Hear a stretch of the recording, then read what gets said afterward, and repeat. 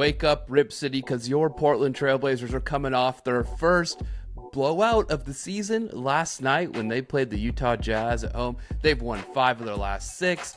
Denny is continuing to play at an all-star level. Shaedon Sharpe was hitting shots last night, coming off a kind of a bad game against the Spurs. He bounces back last night against the Jazz. Everybody was playing well. They're on fire the whole game, the first quarter especially, hitting 3 after 3. The ball was moving around, and it's an exciting time to be a Blazers fan right now because they're playing arguably their best basketball of the season, and it looks like there might be some reinforcements coming in, some injured players coming back to help this Blazers team out. So we're excited to be here today. This is the Wake Up RipCity podcast. I am one of your hosts, Alex Moore. Joined alongside me, it's the man, Jay Gliss. And man, we've got a great show today because it's all good vibes right now. We'll talk about that Blazers win against the Jazz. We'll talk about the overall feeling of these last 5 or 6 games. We'll also talk about the injury updates and who might be coming back in the next few games here. And of course, we'll touch on Denny's all-star update and kind of give you an update on where he's at. I mean, he kind of looks like a shoo-in, spoiler alert. But we'll also touch on that, and it's a positive, happy, fun show today. So we're gonna keep the good vibes rolling here on Wake Up RipCity. Gliss, we start off every episode waking up on the right side of the bed, which means that we have positive takes for Blazer fans no matter what the situation is. Today, Gliss, we don't have to search for a positive feeling or anything like that. It's super easy. You could pretty much pick any player on the Blazers, but how are you waking up on the right side of the bed today? Yeah, I'm going to go with a theme of the show of the last month, that was more, I guess, a concern that we talked about on a regular basis, which is efficiency. I thought I was watching a different team in that first half, the way they were just lighting up the three-point line. So that was good to see. Obviously, they're still towards the bottom of the league in terms of three-point shooting, but it's positive to see them have a game like that where they came out and they just looked efficient in every facet of the game. The big guys, Shaedon, Denny, they did their thing. Donovan Klingan had 10 rebounds in the first half. So yeah, a lot of positive things. And I think we've talked so much about injuries over the last month or so. I almost forgot that they've played 9 games now without Jerami Grant as well. And right now they're playing some of their best basketball. So, like you said, a lot of positive things to take away from last night's game and the last week or so. Yeah, I mean, when I heard that update that they'd played so many games without Jerami Grant, I was like, what? It's been that long? I thought it'd only been a few games, but I guess we're just so used to players missing time at this point that it's kind of a shock that when someone who went out with seemed like something that would be a relatively quick injury to come back from has been out that long. Like, that's a long time. But Jerami, we'll talk about Jerami's injury and kind of that update a little bit later on in the show as well. But let's go back to that first half, Gliss. The Blazers score 78 points in that first half. And the music to my ears is, of course, the Blazers, being the worst three-point shooting team in the NBA, are hitting it from 3. But the beautiful stat that I love from that first half is 4 turnovers. That's it. Only 4 turnovers. The Blazers, of course, I still think they're the worst team in the NBA with turnovers as well. And we can attribute that to a number of things. But to see them turn over the ball so little in that game is just so exciting. And obviously, it's a game against the Jazz. The Jazz are a bottom feeder in the West. But with that said, the Jazz have put up some big wins this season, and they are not what you would call a game where the team can rest and easily get the W on any given night. And so just to see them take care of business, and kind of what I think I'm getting at with this whole point is that the energy in the team has been different over this stretch of these last 6 games. It just feels like they're coming out with intensity that we have been asking them to play with. We've wanted to see them play with, when they were losing those games that they should have been winning earlier in the season. So it's just the vibes are completely different, and it's super exciting. And we knew that they would get into a flow, but it's great to see them get into this flow even before the players are coming back from injury. Yeah, for sure. I mean, we've talked about it a ton on this show, that at some point, you hope things are going to start to come together a little bit. And I think we both felt like, if we could just tread water until they get some of these guys back. So, and that was kind of before we even lost Jerami Grant. Like I said, like we were just talking about, it seems like it wasn't that long ago that he went out. But, I mean, they've been playing shorthanded, racking up injuries for the last 6 weeks, and to be playing their best basketball right now when hopefully some of these guys are going to come back. It's great news. And I will say I was thinking a little bit, like, it starts to make me wonder what management's mindset is going to be as we get closer to the All-Star break and to the trade deadline. Ooh. I don't know if they're going to be active or not. I haven't heard a lot of stuff about the trade deadline as of yet. But it does kind of make me wonder, just like with how they're playing right now and how guys like CD Sissoko have stepped up, and Caleb Love has been unbelievable as a rookie. Yeah, there you go. Just these last 5 or 6 games, he looks like a legit NBA player right now. And granted, he's still young, and there could be some ups and downs as expected, but overall, it's like, man, the guys that they're playing with, it feels like it's started to mesh a little bit.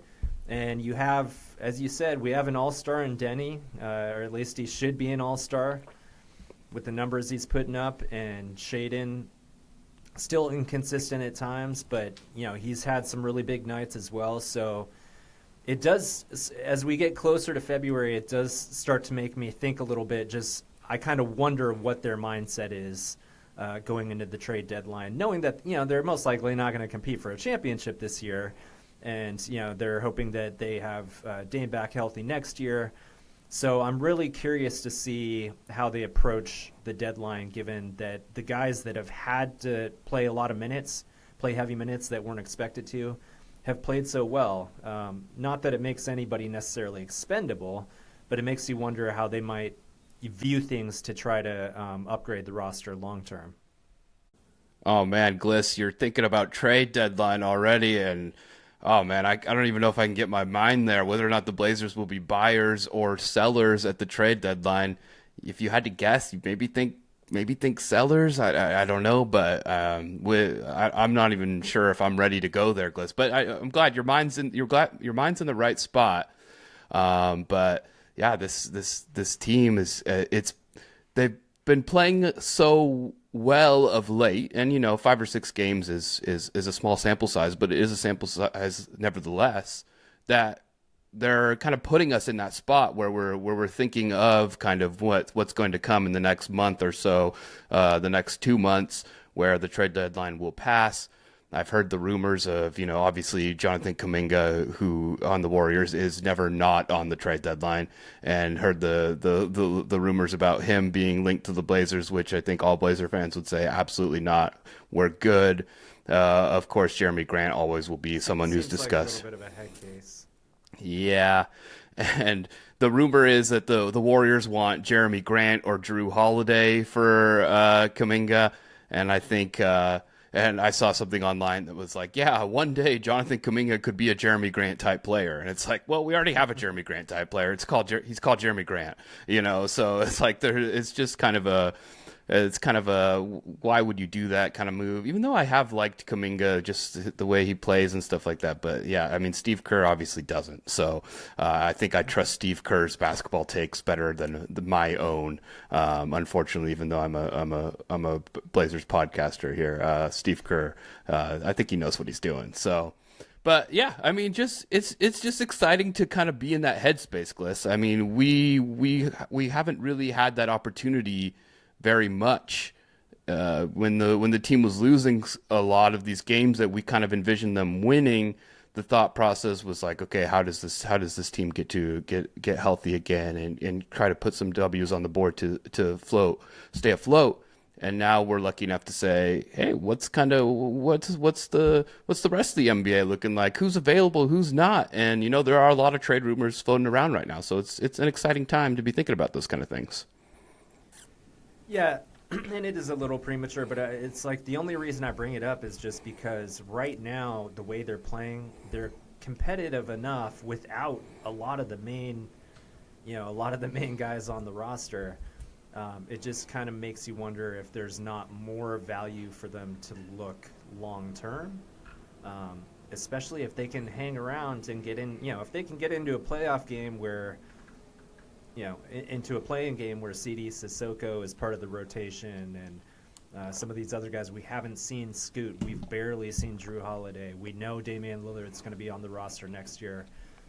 It just feels like they could possibly get to where they want to go this season and be making steps in the right direction towards building a true contender, and also using some of the assets that they have to bring back more value that kind of aligns with the timeline, where it feels like next year there's going to be a lot more expectations. This year was kind of like the stepping stone year of, like, I think most people are pretty content if they can get to a playoff game, be competitive every night, and they've done that this far. They're in the 9th seed, as you pointed out, and they're doing that without a lot of the significant guys on the roster that we expected to play heavy minutes. So I definitely think it's worth kind of, thinking about. But yeah, it's a little premature to see. We're still over a month away. A lot can happen in between now and then. But I'm more thinking about it from the perspective of, it interests me to kind of contemplate how Joe Cronin might be looking at this season, and how he could cash in on some things that could help them kind of take that next step when we move to next season. Gliss, you're thinking about the future, and I love it. Absolutely, it's exciting. There's a lot of opportunity, and a lot of that opportunity has come up because guys are stepping up in amidst these injuries, and that's what an NBA team has to do, because all NBA teams deal with injuries, and it's next man up. And we've seen a lot of that happen, and it's allowing for opportunities for the future. Like you said, next season will definitely be a time where expectations will rise, by quite a lot. And this season was kind of light on the expectations. Like we said, we wanted play-in, and hopefully play-in is something that will happen at the end of the season. They're right there in that spot. It seems like it's going to be a battle, of course, like always in the West, but the Blazers right now, with where they're at, and then you look at their strength of schedule and things like that, that is looking like kind of the outcome for this season. And it would be pretty detrimental if it didn't happen. So, yeah, like you said, light expectations, but next season's going to be a time when we're really expecting a lot from this team, especially I think you'd want them to be in the playoffs and playing a 7-game series. So we'll see what Cronin does with this team. But man, it's exciting, and let's talk more about these last 5 or 6 games and how this team is playing and what's kind of got us to these expectations and to these thoughts. And man, shaedon has a rough game against the Spurs. Also, we haven't talked about the Spurs game. Incredible win for the Blazers, against a team that was playing without Victor Wembanyama, but was still 10-3 without Wembanyama on the team. Still a tough team to play, as the Blazers know, losing to the Spurs earlier in the season in that NBA Cup game in Portland. And I had low expectations for that game, but the Blazers just came out with this energy that they've had these last 5 or 6 games, and it's like Denny's playing like he's the best player on the court, which he absolutely was. And they came out and they get a win in San Antonio, and shaedon was not playing well and wasn't hitting his shots. He comes out in this game. He has 2 buzzer beater threes in this game, which is a part of shaedon's game that I would love to see grow. He's kind of hitting that sidestep, Dame-esque step back 3 to end the quarter. And it's just like, okay. This is what I want to see from you, shaedon. CD Sissoko is just continuing to surprise me in the best of ways. His confidence has risen so much. He's hitting threes guarded now. It used to be like, okay, now he's hitting his open shots, but now a guy's in his face and he's hitting them. His dribbling ability, attacking the paint, made some great passes. He had one pass to Rob Williams, a lob where he had a pass fake, defense goes to the corner three because he kind of creates that space with the pass fake. He drives into the lane, throws up a nice lob to Rob Williams after attracting his defender.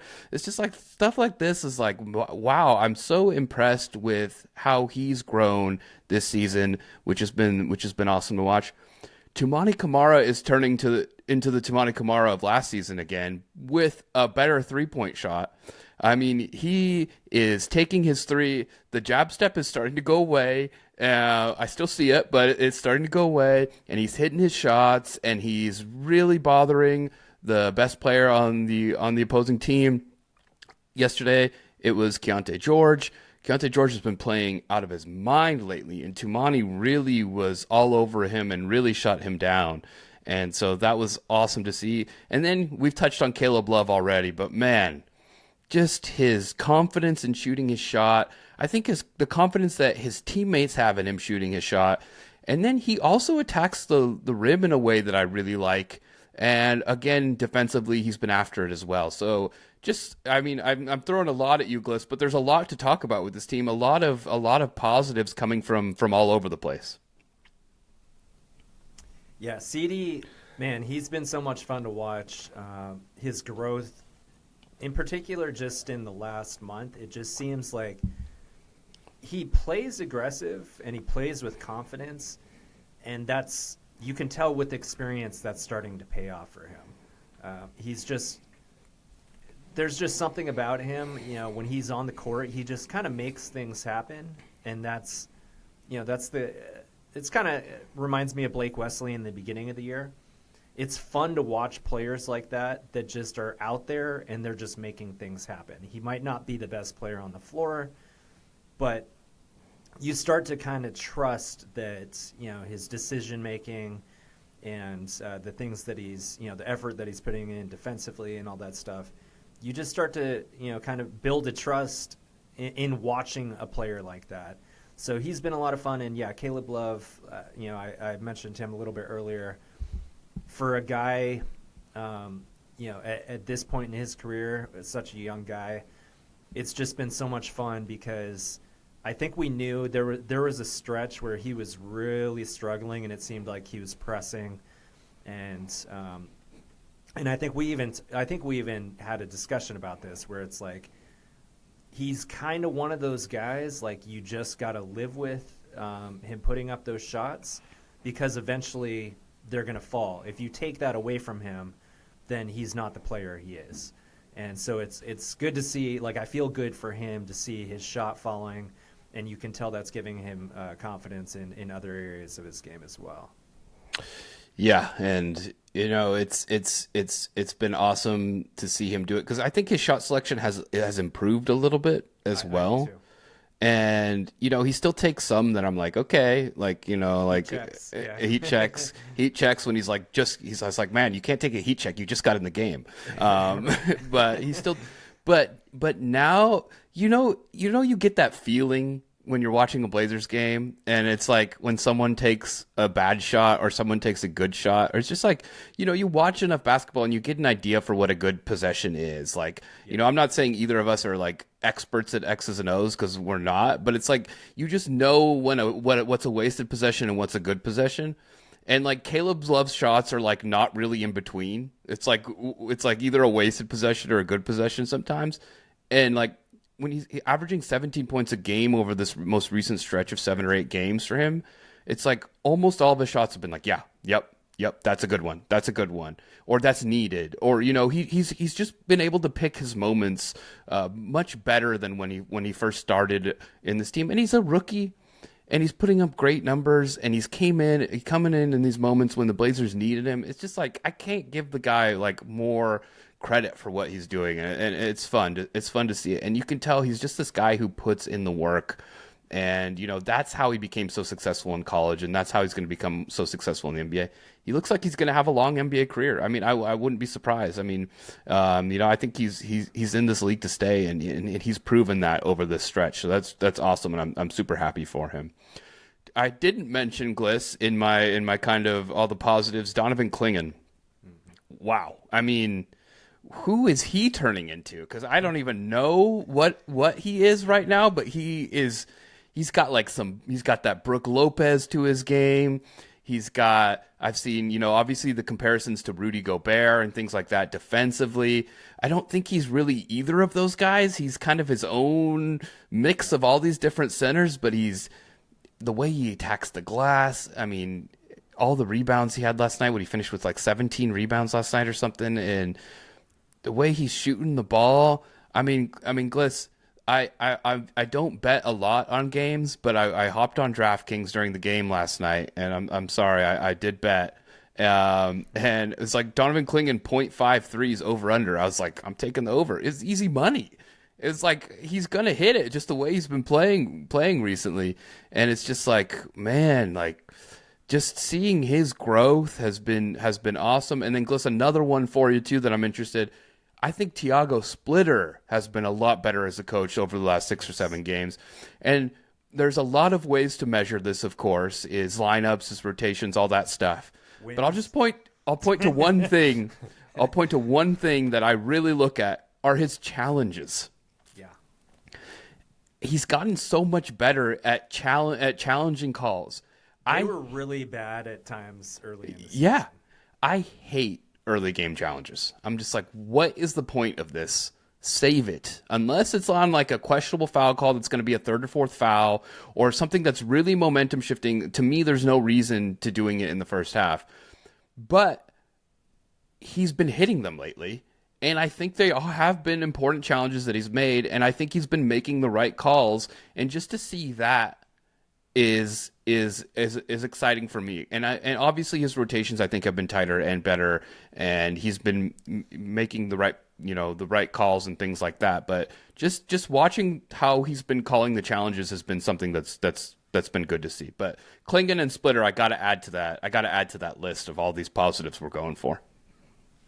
There's love all around. Yeah, Donovan Klingan, another guy that his shot selection seems to just be working right now. He's taking those 3-point shots within the flow of the offense, and it's like it almost looks like the same, like it almost looks like a replay every time, where it's like he'll get the ball at the top of the key, and it's like, oh, I have a couple feet of, you're not going to come out on me? All right, I'm going to take it. He kind of takes that second pause, and then he's like, oh, you're not coming? And then he drops it. Yeah, exactly, yeah.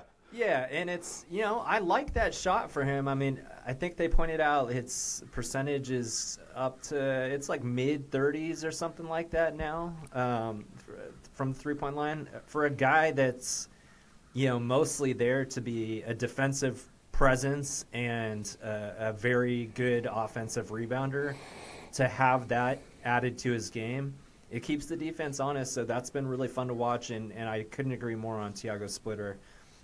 If you're going to challenge, what I liked is like the early challenge last night.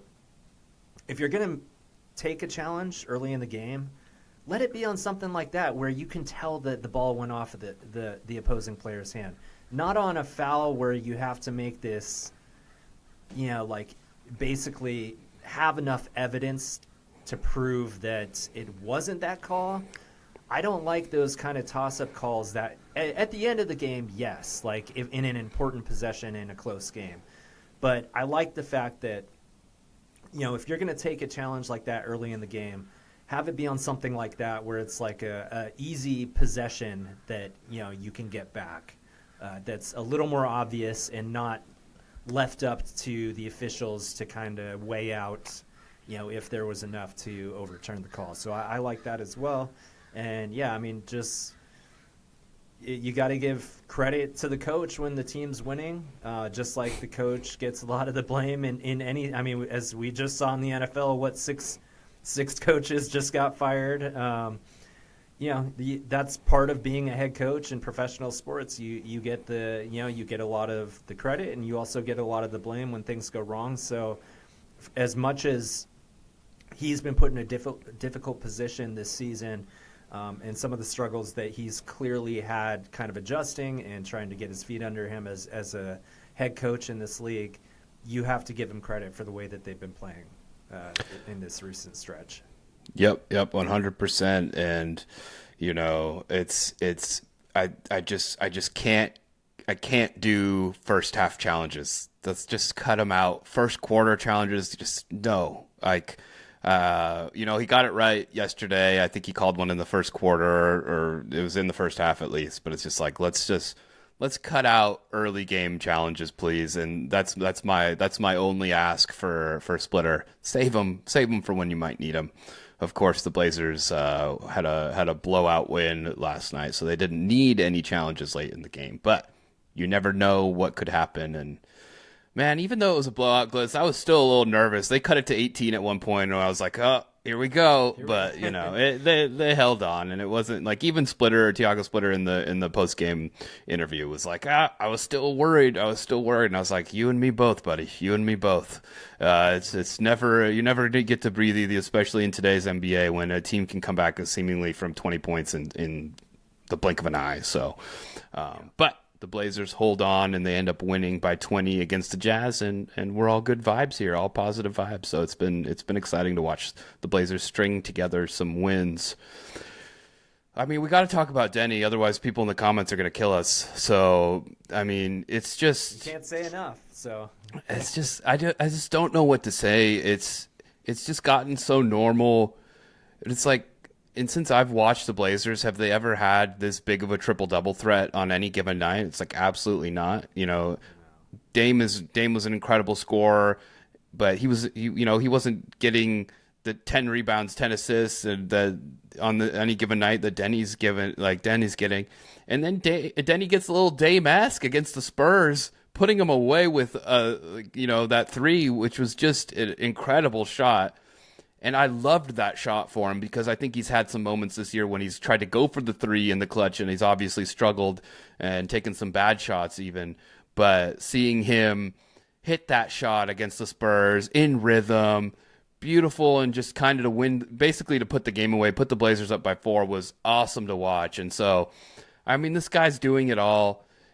Doing it on his birthday against the Spurs, incredible. And just, I mean, everything is so fun with him to watch, and so it looks easy for him, man. I mean, he was attacking the rack against the Jazz, and it was just like some of those beautiful reverse layups, and it's just fun. And then you know what I like too? He's got a little bit of flair on these passes that he's throwing up for lobs, like he's kind of lobbing it up with one hand and everything like that. And he's just like the confidence is just overflowing, and it's just, I mean, like you said, we can't say enough about this guy.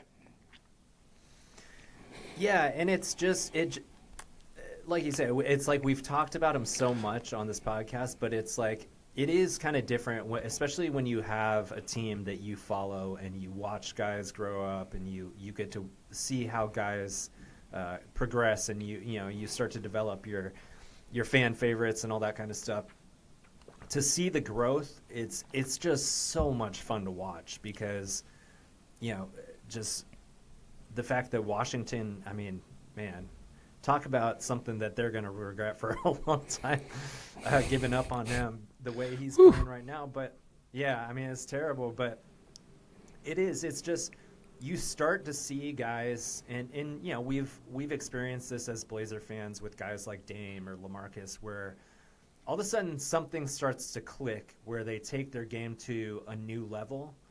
But then there's this next step of defenses are trying to stop that in its tracks, and guys start to figure out ways to do it consistently night in, night out.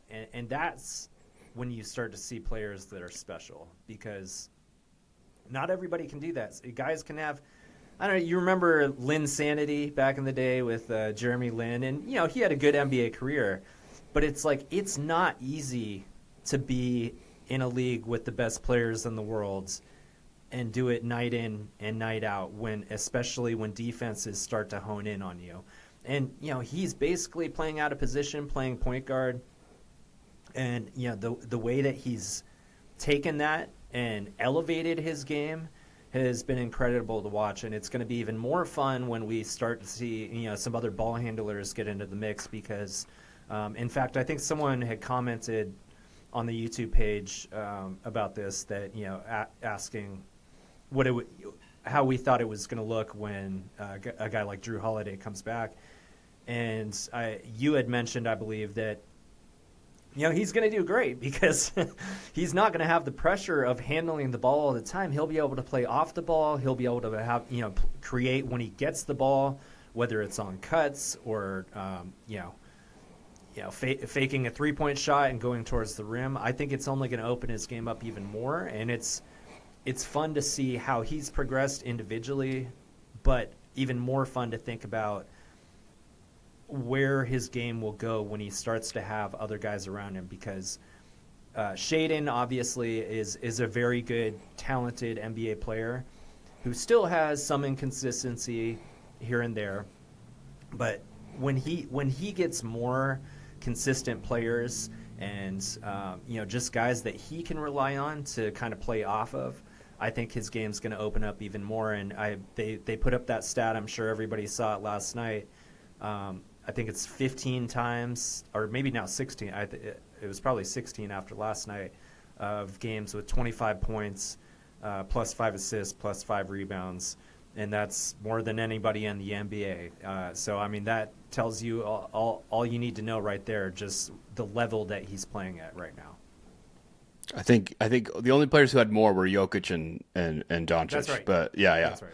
But yes, he's right up there with them, and he's only trailing them by a little bit. Of course, Jokic will be missing some time here as well. But Gliss, that brings me greatly into our next kind of point here, which is guys are coming back. They announced on the broadcast last night, Jerami Grant and Jrue Holiday are both day-to-day now, which is an update which potentially means they could be playing within the next week or so, I would assume. I think maybe you get one or both of them back in these two Rockets games. I don't know if that is for sure, but you would assume that they would be coming back soon. And man, to get a point guard on this team, and Jerami Grant too can take some pressure off the ball handlers, which is great, especially in a half-court set. He can create his own shot. To get two shot creators back on this team, that's super exciting to watch. So, yeah, day-to-day for both Jerami Grant and Jrue Holiday, who we haven't seen either of them play in a while. So that's super fun to think about. Yeah, and the thing that it makes me most excited about it is they've just been so quiet about injury updates. That's the thing. It's been frustrating, honestly, as a fan. It's like you kind of want to at least have an idea of what how to adjust your expectations and all that stuff. And I think we've talked about that with Scoot, just the fact that we really haven't heard anything. It's been frustrating as a fan, I think, to be kind of in the dark on some of these injuries.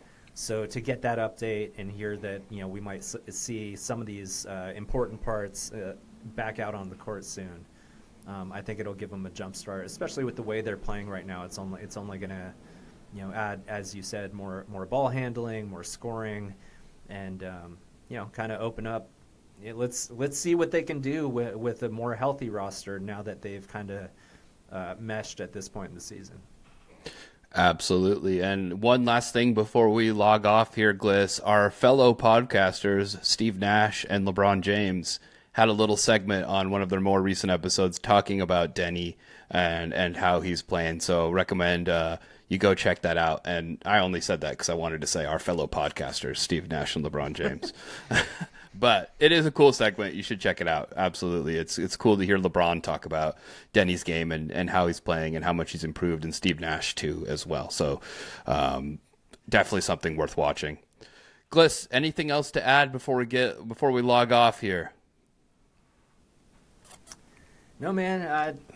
Like we were talking about when we went to kind of flip the calendar on the new year. I think it's just now's a great time to just be enjoying the ride and enjoying the progression and watching guys like Caleb Love and CD Sissoko. Obviously, the wins are a lot of fun right now. It's not going to be like that always, but it's just been a lot of fun to watch this team play and to watch some of these individuals grow right in front of our eyes. So I'm just looking forward to seeing where this thing goes. When we get to April, it's just been a really fun season, especially the last month or so. Couldn't agree more. Just enjoy some good basketball while we have it. It's fun to watch. It's exciting to watch, and definitely have been enjoying watching this Blazers team play, especially when they're putting together 5 of the last 6 wins. Gliss, I have one thing to talk about that's not NBA related, and you mentioned NFL, and I have to bring it up. Gliss is a 49ers fan. I'm a Seahawks fan. The Seahawks clinched the number 1 seed in the NFC in San Francisco against the 49ers. Gliss, what do you think about the game? I mean, I wasn't. I had to. You're fine. I'll be honest. I wasn't like terribly surprised. I was, in fact, my brother, he lives in Seattle. Yeah. But he's obviously a huge 49er fan as well. His wife is a Seahawks fan. Good. But, he won out with the kids. The kids are all Niners fans. But they'll learn. It's we were talking before that game. It's just the Seattle at this point this season just has a better roster. Their defense is better. Yeah. I mean, the 49ers lost 2 all-pro defensive players, arguably, the top 2 or 3 players at their respective positions. Yeah. And their defense has looked pretty bad since then. Really bad. So, yeah, I mean, it's like, I think most of the hope for 49ers fans has been like, well, we're only going to go as far as our offense can take us. And, they got shut down by a good Seattle defense. So, I hate the Seahawks, but kudos to them. It's all my best friends are Seahawks fans as well. So it's good. I like when the rivalry gets hot. Some Definitely. people take it to a different level that I'm like, okay, it's No. sports, guys. Like, calm down. Yeah. So yeah, it's fun, and the Seahawks they earned everything they got, and now the Niners, they got to go play in Philly, and if they can somehow come out of that, then they're going to have to go on the road again. So we'll see what happens. I think the NFC and the AFC kind of feel wide open, so it should be should be fun to watch some playoff football. I'm excited to watch a lot of these. Oh games. yeah. I can't wait to watch the playoff football. It's so exciting, and like you said, it's so open. This is the first time I can remember in a while. Obviously, with the Chiefs' dominance, that I have no idea who's going to be in the Super Bowl or who's going to win the Super Bowl. I will say I think Philly is a good matchup for the 49ers. The Philly offense hasn't been extravagant by any means, so I think that's good for San Francisco. But yeah, the Seahawks defense is just absolutely incredible. And they were able to shut down the 49ers. The 49ers team who put up what they have 45 points against the Bears. They were averaging over 40 points for the last 3 or 4 games, I believe. And the Seahawks defense was just absolutely dominant, and so that was exciting to watch. And they left points on the board. I mean, they should have scored on that first drive, and stupid play calling, but whatever. And they missed field goals, and so it was that game was a more of a blowout than the score showed. But man, the 49ers, you just hear about all season I hear about, the 49ers decimated by injuries, all these injuries. And then I look and I'm like, what they're 12-4. They have a chance to be the number 1 seed in the NFC. I was like, how the hell did that happen? I thought they were decimated by injuries. It's like it didn't make any sense. Yeah, I know. And what's brutal? It really didn't. I think a lot of Niners fans, after they lost to the Rams at home, because that was right after they lost Fred Warner, and they had already lost Bosa for the season, and it was like, okay, let's look at draft picks here. Yeah, exactly. And Purdy missed half of the season, Kittle missed half of the season, so yeah, it's pretty incredible where they are. So I'm gonna take it for what it is and be happy with that. And give the Seahawks credit. I'm not going to hate on them today because they came out and won that game and locked up home field and all that. So, like I said, I'm excited. I love playoff football. It should be fun. I'm excited to watch all the games. Yeah, and man, it would have been it wouldn't have been right if the 49ers got to play every playoff game at home, including the Super Bowl. So had to take that away. But this has been the Wake Up RipCity podcast. We appreciate all the love that we're getting on YouTube. All the comments are so exciting to see, and we really appreciate it. So please bring them Tell us how we can be better. Tell us how we're great and fantastic if you want to. But more importantly, give us some feedback. We appreciate it. And just get in the comments and tell us how you're feeling about this Blazer season, about how you're feeling about Denny's All-Star run, about shaedon's dunks. Tell us about it all. We love to hear it. So give us a comment. Please subscribe, like the videos. We love it all, and it really helps us out when we get those things on these videos, because it's just super fun to see it happen. So, Gliss, thanks so much. This has been Wake Up RipCity. We'll see you next time.